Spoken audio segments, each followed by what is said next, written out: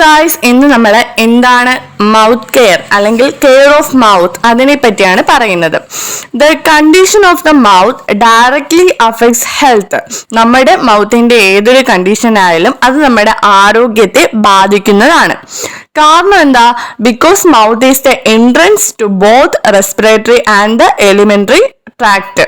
നമ്മുടെ റെസ്പിറേറ്ററി ട്രാക്ടിന്റെയും എലിമെന്ററി ട്രാക്ടിന്റെയും എൻട്രൻസ് ആണ് മൗത്ത് എന്ന് പറയുന്നത്. അതുകൊണ്ട് തന്നെ മൗത്തിൽ ബാധിക്കുന്ന ഏതൊരു കണ്ടീഷൻ ആവട്ടെ അത് നമ്മുടെ ആരോഗ്യത്തെ ബാധിക്കുന്നതാണ്. ഇനി നമ്മൾ പറയാൻ പോകുന്നത് എന്തൊക്കെ കോംപ്ലിക്കേഷൻ ആണ് ഉള്ളത്. ഡേർട്ടി മൗത്ത്, നമ്മുടെ മൗത്ത് ഡേർട്ടി ആയിട്ട് ഇരിക്കുമ്പോൾ എന്തൊക്കെ കോംപ്ലിക്കേഷൻ ആണ് ഉള്ളത്? ലോസ് ഓഫ് അപ്പറ്റൈറ്റ്, നമുക്ക് വിശപ്പ് ഉണ്ടാവുകയില്ല. ഡീക്കേ ഓഫ് ടീത്ത്, നമ്മുടെ പല്ലുകളൊക്കെ നശിച്ചു പോകും. ജിഞ്ചൈവൈറ്റിസ് എന്ന് വെച്ചാൽ inflammation of the gums. Pyorrhoea എന്ന് വെച്ചാൽ inflammation of the deeper tissue surrounding the teeth. പിന്നെ സ്റ്റൊമറ്റൈറ്റിസ് എന്ന് വെച്ചാൽ inflammation of the mucus membrane of entire mouth including lips, tongue and gums. Parotitis, inflammation of the parotid gland. Glossitis, inflammation of tongue. അപ്പം ഇത്രയും complications ഒക്കെയാണ് നമുക്ക് ഉണ്ടാവുന്നത്. അപ്പോൾ ഇതിന്റെ പർപ്പസ് എന്താണെന്ന് ചോദിച്ചാൽ നമ്മുടെ മൗത്തിനെ ക്ലീൻ ആക്കുക എന്നത് വളരെ വലിയൊരു പർപ്പസ് ആണ്. അപ്പോൾ അതൊരു വെരി സിക്ക് ആയിട്ടുള്ള പേഷ്യന്റ് ആവട്ടെ, അൺകോൺഷ്യസ് ആയിട്ടുള്ള പേഷ്യന്റ് ആവട്ടെ, അവരുടെ മൗത്ത് ക്ലിയർ ആക്കുക എന്നതാണ് ആദ്യത്തെ പർപ്പസ്. പിന്നെന്താ? പേഷ്യന്റിന് സെൻസ് ഓഫ് വെൽബീയിങ് കൂടാൻ വേണ്ടിയിട്ടും അതുകൊണ്ട് തന്നെ അപ്പറ്റൈറ്റ് ഇൻക്രീസ് ചെയ്യാൻ വേണ്ടിയിട്ടും സഹായിക്കും. പിന്നെ നമ്മൾ കുറെ ഇൻഫെക്ഷൻസ് വരുമെന്ന് പറഞ്ഞ് ആ ഇൻഫെക്ഷൻസിനെയൊക്കെ പ്രിവെന്റ് ചെയ്യാൻ വേണ്ടിയിട്ടും ഇത് സഹായിക്കും. പിന്നെന്താ? ഡ്രൈനെസ് ഓഫ് മൗത്ത്, നമ്മുടെ വായ്ക്കുള്ളിൽ വരണ്ടിരിക്കുന്ന അവസ്ഥ, അതുകൊണ്ട് തന്നെ ലിപ്സ് ഒക്കെ ക്രാക്കഡ് ആവുന്ന അവസ്ഥ അല്ലെങ്കിൽ കോട്ടഡ് ആവുന്ന അവസ്ഥ, ഇതിൽ നിന്നെല്ലാം നമ്മളെ ഹെൽപ്പ് ചെയ്യും. അപ്പൊ ഇതൊക്കെയാണ് ഇതിന്റെ പർപ്പസ്. ഇനി അടുത്തതായിട്ട് പറയുന്നത് എന്തൊക്കെ ആർട്ടിക്കിൾസ് ആണ് വേണ്ടതെന്നാണ്. ഒരു മൗത്ത് ഹൈജീൻ ട്രേ വേണം. ആ ട്രേക്കകത്ത് ഒരു ബൗള് വേണം. ആ ബൗളിനകത്ത് നിറച്ച് കോട്ടൺ സ്വാബ്സ് വേണം. പിന്നെ വേറൊരു ബൗളിനകത്ത് സോഡ ബൈകാർബണേറ്റ് വേണം. 1:60 solution for cleaning and softening the dried mucus. Dried മ്യൂക്കസിനെ ക്ലീൻ ചെയ്യാനും സോഫ്റ്റനിങ് ചെയ്യാനും. പിന്നെന്താ? ഒരു കിഡ്നി ട്രേ വേണം. എന്തിനു വേണ്ടിയിട്ടാ? സോയിൽഡ് ആയിട്ടുള്ള സ്വാബ്സ് ഒക്കെ കിഡ്നി ട്രേയിലാണ് നമ്മൾ ഡിസ്പോസ് ചെയ്യുന്നത്. പിന്നെന്ത് വേണം? A dish with dissecting forceps, small artery forceps and spatula and applicators. Tongue depressor എന്ന് വെച്ചാൽ ഒരു ഡിഷ് എടുക്കണം. നമുക്കറിയാലോ, അതിനകത്ത് നമ്മൾ ഫോഴ്സപ്സ്, ഡിസെക്റ്റിംഗ് ഫോഴ്സപ്സും സ്മാൾ ആർട്ടറി ഫോഴ്സപ്സും സ്പാച്ചുല അല്ലെങ്കിൽ ടങ് ഡിപ്രസറും പിന്നെ ആപ്ലിക്കേറ്റേഴ്സും ഒക്കെ വെക്കാൻ വേണ്ടിയിട്ടുള്ള ഒരു ഡിഷ് എടുക്കണം. പിന്നെ നമ്മൾ ഒരു ഫീഡിങ് കപ്പ് എടുക്കണം. ആ ഒരു ഫീഡിങ് കപ്പിനകത്ത് നമ്മൾ പ്ലെയിൻ വാട്ടർ ആണ് എടുക്കേണ്ടത്. അത് കോൺഷ്യസ് പേഷ്യന്റിനാണ് നമ്മൾ കൊടുക്കുന്നത്. എന്തിനു വേണ്ടിയിട്ടാ? അവരുടെ മൗത്ത് റിൻസ് ചെയ്യാൻ വേണ്ടിയിട്ട് അവർക്ക് നമ്മൾ നൽകുന്നതാണ്. പിന്നെന്താണ്? ഒരു ബൗളിനകത്ത് പ്ലെയിൻ വാട്ടർ വേണം. അത് ഇപ്പൊ പറഞ്ഞില്ലേ, കോൺഷ്യസ് പേഷ്യന്റിന് വേണ്ടിയിട്ടാണ്. പിന്നെ ബോറോഗ്ലിസറിൻ എന്തിനു വേണ്ടിയിട്ടാ? To moisten and lubricate mouth. മൗത്തിനെ ലൂബ്രിക്കേറ്റ് ചെയ്യാൻ വേണ്ടിയിട്ട് നമുക്ക് ബോറോഗ്ലിസറിൻ വേണം. പിന്നെ എന്തെങ്കിലും കോൾഡ് ക്രീമോ അല്ലെങ്കിൽ വാസ്ലിനോ അല്ലെങ്കിൽ ഓയിൽമെന്റോ എന്തെങ്കിലും വേണം ക്രാക്കഡ് ലിപ്സിന് വേണ്ടിയിട്ട്.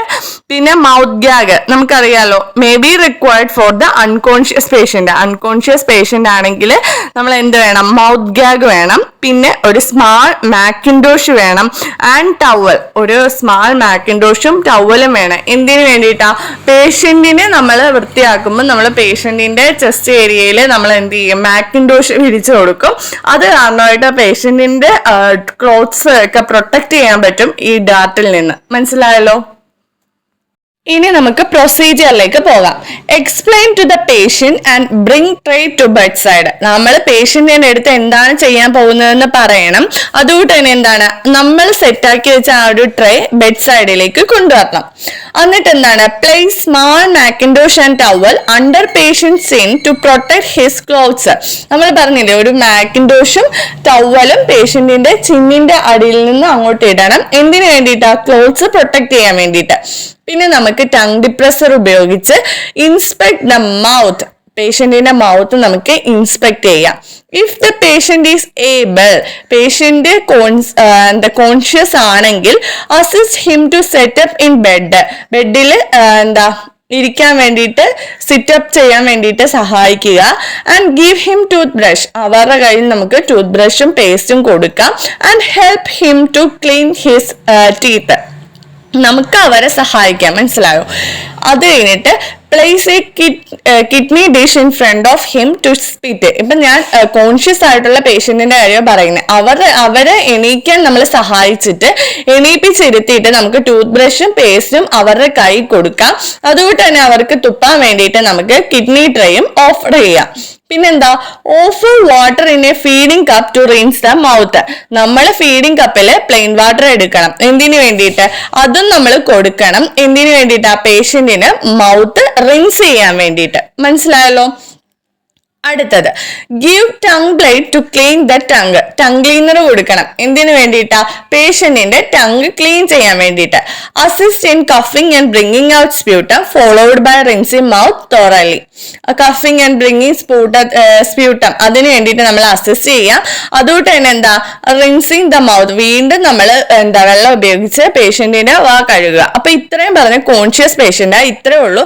കോൺഷ്യസ് പേഷ്യന്റ് ആണെങ്കിൽ നമ്മൾ പേഷ്യന്റിന്റെ അടുത്ത് പ്രൊസീജിയർ പറയുന്നു, മാക്കിൻഡോഷ് ഒക്കെ വിരിച്ചു കൊടുക്കുന്നു, പേഷ്യന്റിന്റെ മൗത്ത് ഇൻസ്പെക്ട് ചെയ്യുന്നു, പേഷ്യന്റിനെ സിറ്റപ്പ് ചെയ്യാൻ വേണ്ടിയിട്ട്, ഇരിക്കാൻ വേണ്ടിയിട്ട് നമ്മൾ സഹായിക്കുന്നു. എന്നിട്ട് പേഷ്യന്റിന് നമ്മൾ ടൂത്ത് ബ്രഷും പേസ്റ്റും കൊടുക്കുന്നു. പേഷ്യന്റ് തന്നെ ക്ലീൻ ചെയ്യുന്നു. അപ്പൊ നമ്മൾ എന്ത് ചെയ്യുന്നു? ഒരു കിഡ്നി ട്രേ കൊടുക്കുന്നു പേഷ്യന്റിന് തുപ്പാൻ വേണ്ടിയിട്ട്. എന്നിട്ട് പേഷ്യന്റിന് നമ്മൾ എന്ത് ചെയ്യുന്നു? ഫീഡിംഗ് കപ്പിനകത്ത് നമ്മൾ വെള്ളം കൊടുക്കുന്നു, മൗത്ത് റിൻസ് ചെയ്യാൻ വേണ്ടിയിട്ട്. അത് കഴിഞ്ഞിട്ട് എന്താണ്, നമ്മൾ ടങ് ബ്ലേഡ് കൊടുക്കുന്നു പേഷ്യന്റിന്റെ നാക്ക് വൃത്തിയാക്കാൻ വേണ്ടിയിട്ട്. അത് കഴിഞ്ഞിട്ട് നമ്മൾ അസിസ്റ്റ് ചെയ്യുന്നു പേഷ്യന്റിനെ കഫ് ചെയ്യാനും സ്പ്യൂട്ടം വെളിയിലേക്ക് തുപ്പാൻ വേണ്ടിയിട്ട്. അത് കഴിഞ്ഞിട്ട് വീണ്ടും നമ്മൾ എന്ത് ചെയ്യുന്നു? റിൻസ് ചെയ്യാനുള്ള വെള്ളം കൊടുക്കുന്നു, പേഷ്യന്റ് റിൻസ് ചെയ്യുന്നു.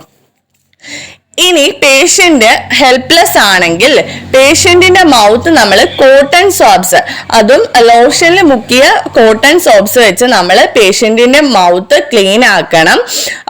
ഈ ഒരു കോട്ടൺ സോപ്സ് നമുക്ക് എന്ത് ചെയ്യാം? ഫോർസെപ്സിനകത്തായിരിക്കണം നമ്മൾ ഫിക്സ് ചെയ്ത് വെക്കുന്നത്. അപ്പൊ നമുക്ക് എന്ത് ചെയ്യാൻ പറ്റും? ഇഞ്ചുറിയും പിന്നെ കോട്ടൺ സോപ്സ് ത്രോട്ടിലേക്ക് പോകുന്നതും ഒക്കെ അവോയ്ഡ് ചെയ്യാൻ വേണ്ടിയിട്ട് പറ്റും. Discard the used soaps with the help of dissecting forceps and put them into the kidney tray.